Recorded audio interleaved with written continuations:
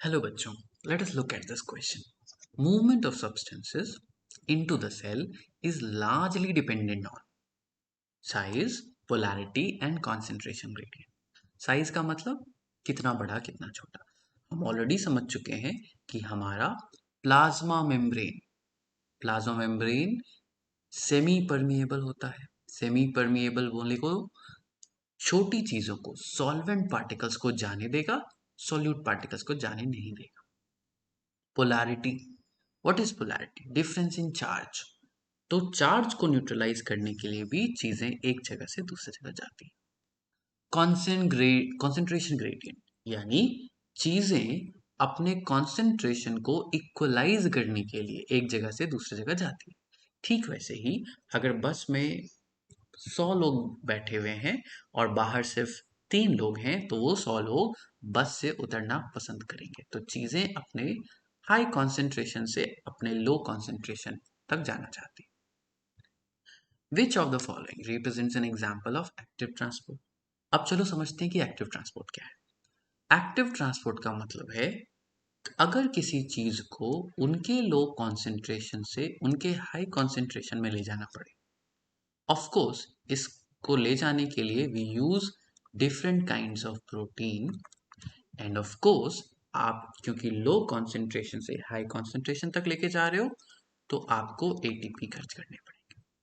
तो इसमें से कौन सा एग्जाम्पल है जो एक्टिव ट्रांसपोर्ट की इन तीनों क्राइटेरिया को फुलफिल करता है?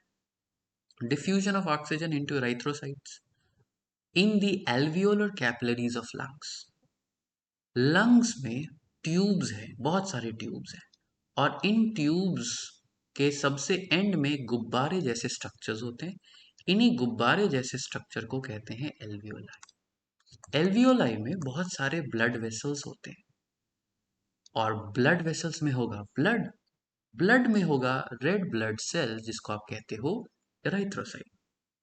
ऑक्सीजन जो आपके लंग्स में ज्यादा है क्योंकि आप सांस ले रहे हो, वहां से डिफ्यूज करता है अपने हाई कॉन्सेंट्रेशन से अपने लो कॉन्सेंट्रेशन यानी कि रेड ब्लड सेल्स में चला जाता है।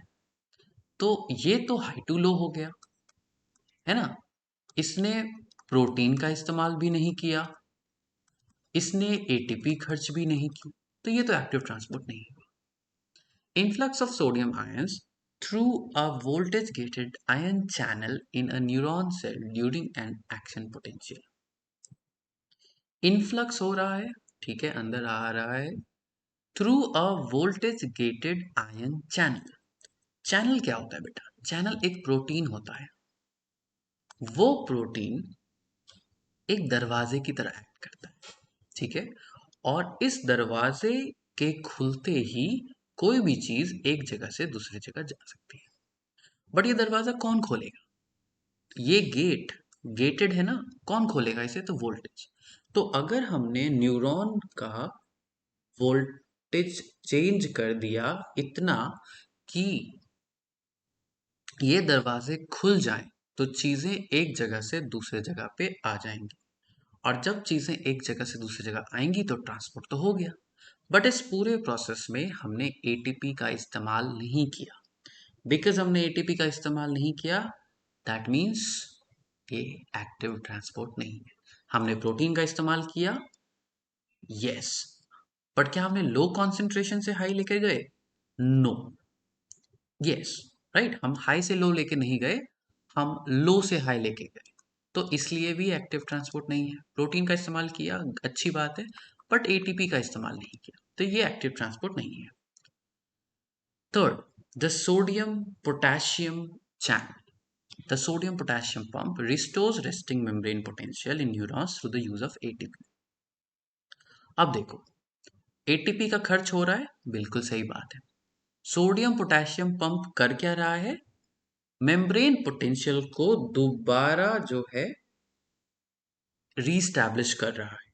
यानी कि मेम्ब्रेन का जो आयनिक डिस्ट्रीब्यूशन था, ठीक है, अंदर कितना बाहर कितना, ये जो आयनिक डिस्ट्रीब्यूशन है इसको स्टैब्लिश कर रहा है। इसको स्टैब्लिश करने में उसे चीजों को उनके लो कॉन्सेंट्रेशन से उनके हाई कॉन्सेंट्रेशन तक जाना पड़ा है। अच्छी बात है। ठीक है, तो low concentration to high concentration, yes. ATP usage, yes. Protein usage, yes. तो सोडियम पोटेशियम पंप एक क्लासिक एग्जाम्पल है एक्टिव ट्रांसपोर्ट का। So this is correct. Last एक बार देख लेते हैं। Osmosis of water into an epithelial cell lining of the lumen of small intestine. अब इसने पहले ही बता दिया कि ऑस्मोसिस हो रहा है। क्या हो रहा है ऑस्मोसिस भाई? ऑस्मोसिस हमेशा सॉल्वेंट का मूवमेंट कराता है। कहां से कहां तक? सॉल्वेंट के हाई से सॉल्वेंट का लो। नो खर्चा ऑफ एटीपी, नो खर्चा ऑफ कोई भी प्रोटीन। यानी आंसर क्या हो जाएगा? The final answer is C. ठीक है, and that means that was the answer. Hope you understood it. All the best.